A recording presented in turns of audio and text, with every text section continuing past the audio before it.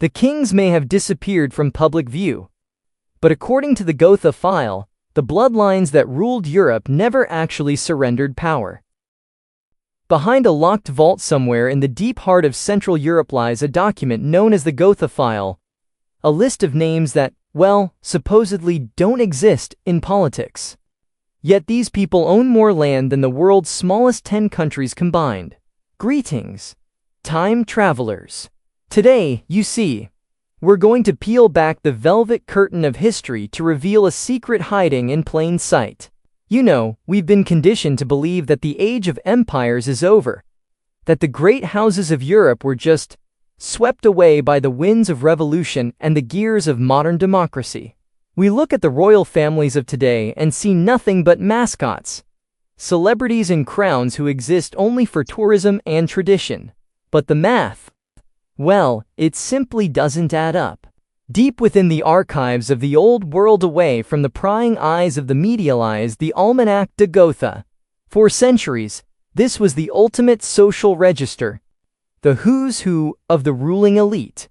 But after the Great Wars, the public version just vanished. Now, it didn't stop being updated, right? It just went underground. This is the Gotha file. It's a forbidden ledger that tracks the survival of a shadow aristocracy. See, while the world thinks monarchs are mere symbols, these 12 families have spent the last century quietly consolidating a level of wealth and land ownership that defies all modern logic. I mean, they own the forests you hike in, the banks that hold your debt, and the very soil beneath some of Europe's most powerful corporations. They have mastered the ultimate trick. They have become invisible. Their names never appear on a ballot, and they never stand for election. Yet they hold the keys to the continent's most guarded secrets. They are the architects of a silent empire, one that survived every revolution, every war, and every economic collapse. In this investigation, we are going to reveal exactly who these 12 families are. We will show you how they escaped the guillotine of history, and why their influence over the global economy is actually stronger today than it was in the Middle Ages. The crowns may be in museums, but the power? The power is still very much in the blood. Get ready, because we are about to open a door that was meant to stay locked forever. Welcome back, time travelers. 1918. The world is burning, and I mean really burning. The map of Europe is being shredded right before our eyes. The history books? Well, they tell a beautiful lie. They say the great dynasties, the Hohenzollerns, the Habsburgs, simply vanished, replaced by democracy. But look closer. You see? Does this look like a total defeat to you?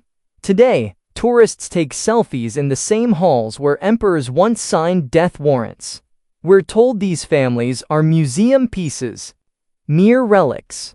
But here is the question that should keep you awake tonight. I mean, really think about this. If these dynasties were truly destroyed, why are their descendants still the most private, protected, and obscenely wealthy individuals on the planet? They didn't lose their empires. You know, they camouflaged them. While the crowds cheered for freedom, the elites were performing the ultimate shell game.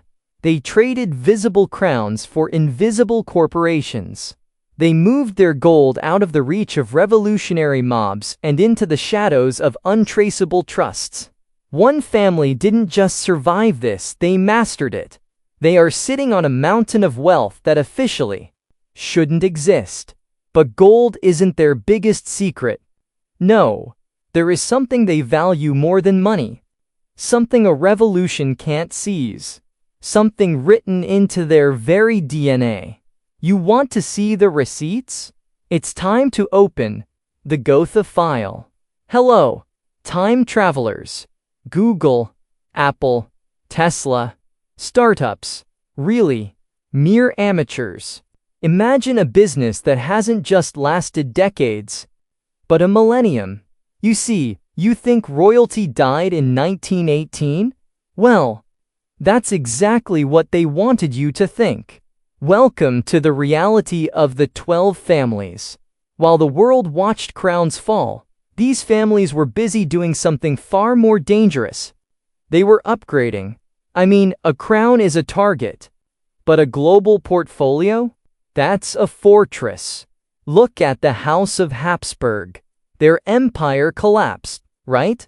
Wrong. They just traded their scepters for spreadshets. You see, Otto von Habsburg, the last crown prince, didn't plot a war. No, he moved into the European Parliament. He realized that in the 21st century, you don't need an army if you're the one writing the laws that control the army. They didn't lose their land. They became the landlords of the entire continent. But wait, it gets even crazier. Ever heard of the House of Saxe-Coburg and Gotha? Probably not. But you definitely know their alias. When the world turned against Germany in 1917, they didn't panic. They pulled off the ultimate rebranding stunt. Poof. They became the House of Windsor. New name, same bloodline, same mission. Survival at all costs. These aren't just families, you know.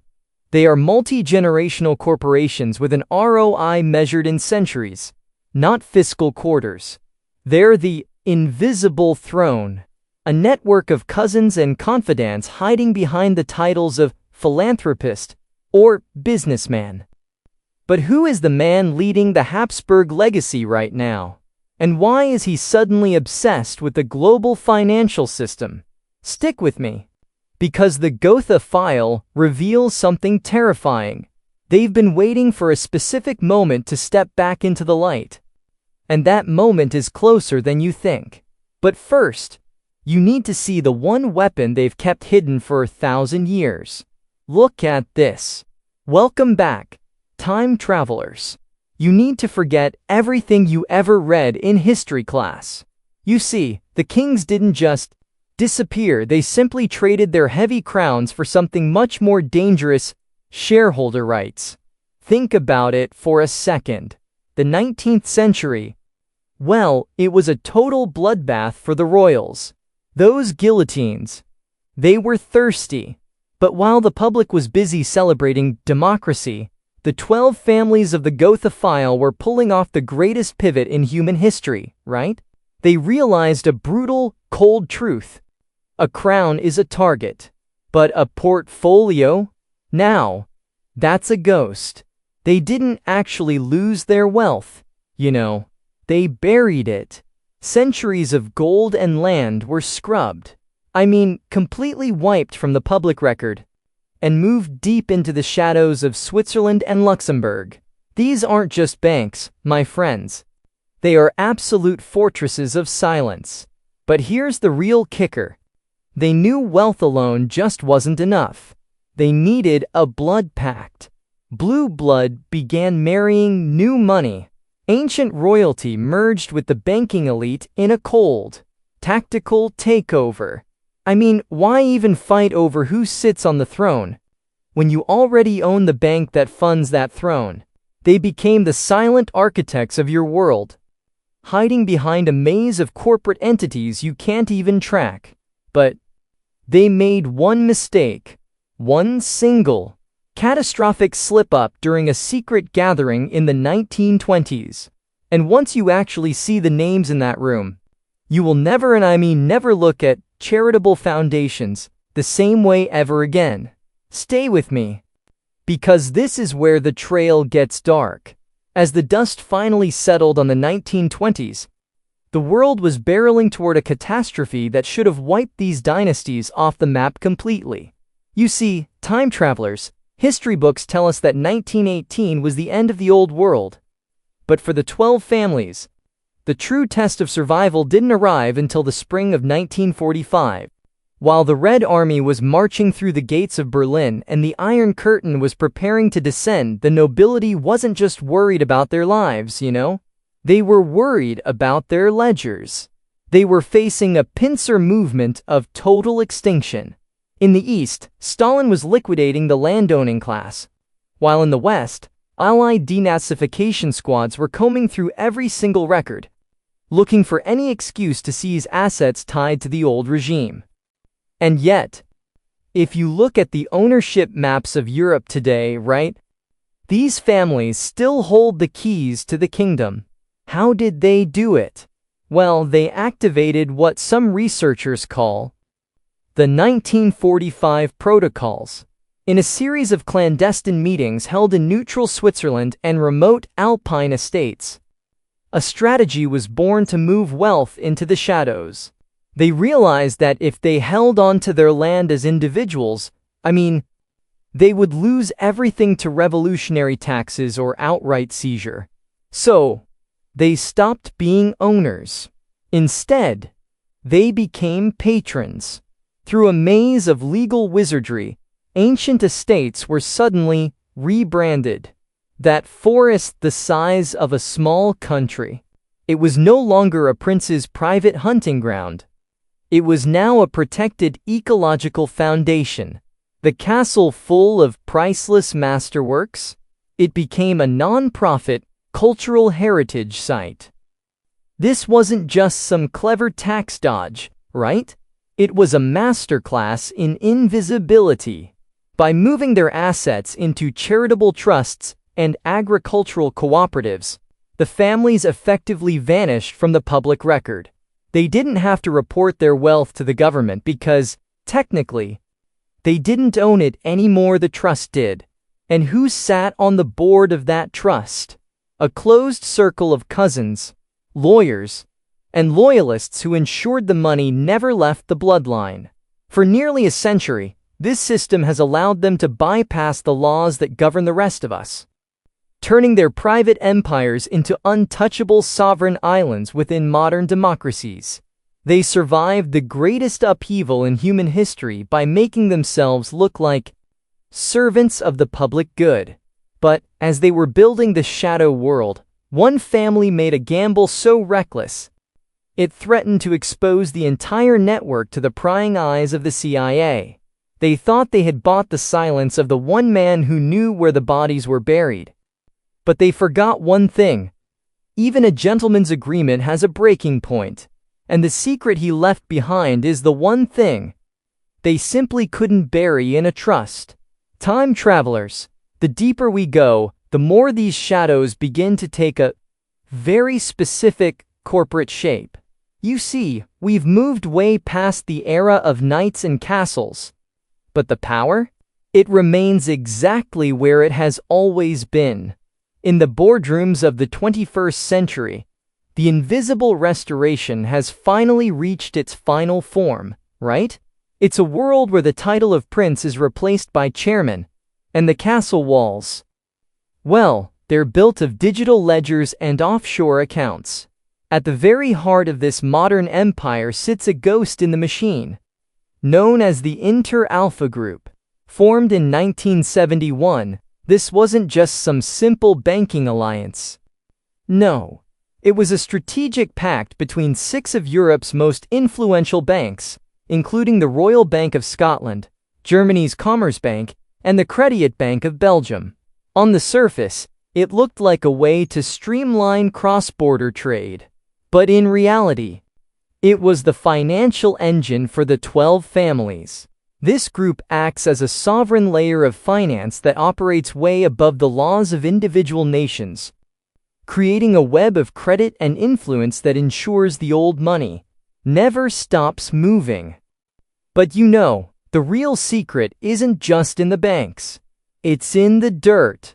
We were taught in school that the feudal system died centuries ago, right? But if you look at the land registries of Europe today, you'll find a very different story. These 12 families haven't sold their ancestral lands. They've simply hidden them behind a labyrinth of landowning trusts and shell corporations.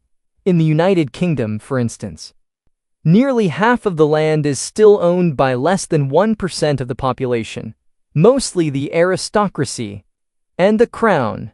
And in Europe, these massive estates allow these families to exert an invisible, yet iron-fisted, influence over EU agricultural policy.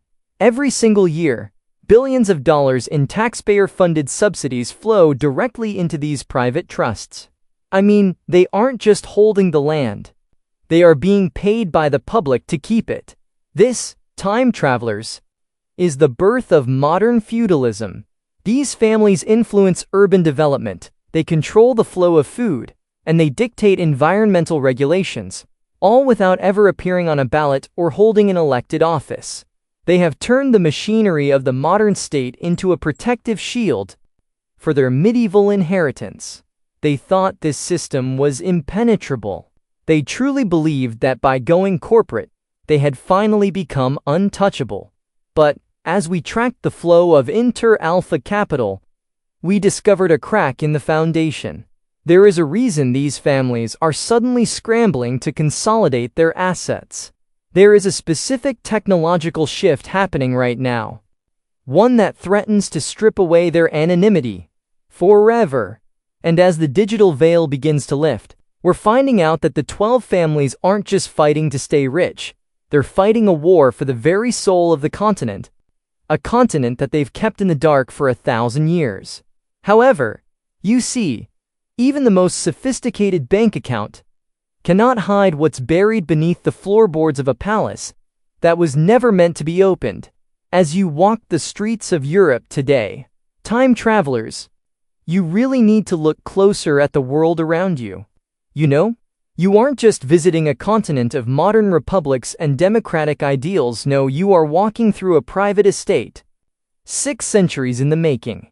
We've all been taught that the age of kings ended with the stroke of a guillotine or the signing of a constitution, right? But the Gotha file, well, it tells a very different story. The crowns may have been moved into glass cases in museums, but the power they represent? It never left the hands of the bloodlines that forged them. The realization we have to face the real truth is that history's greatest fall from grace was actually the ultimate power play. By stepping out of the spotlight and into the shadows of boardrooms, offshore trusts, and private equity firms, these 12 families achieved something the absolute monarchs of the Middle Ages could only dream of: total permanence. They traded the vulnerability of a throne for the invincibility of a portfolio. I mean, they allowed the public to believe they had won their freedom, while the very land beneath their feet remained under the same ancient management. Every time you pay rent in a historic district, every time you visit a vineyard that has stood for 500 years, or every time you use a bank whose foundations were laid during the Renaissance, you are interacting with this shadow empire. The Gotha file proves that the reign never truly ended. It just became invisible. The digital age is beginning to peel back the layers of this silent ownership. But the families are already 3 steps ahead, shifting their assets into the next frontier of influence. If you want to keep uncovering the secrets they buried and stay ahead of the scripts they've written for us, make sure to subscribe to Signal Age. We're going deeper into the archives every week to find the truth behind the veil. The next time you see a castle on a hill, don't think of it as a relic. Think of it as a headquarters. Because in Europe, the past isn't dead, it's just under new management. So, what do you think is the most guarded secret still hidden in the Gotha file? Let us know in the comments. Until next time, stay curious.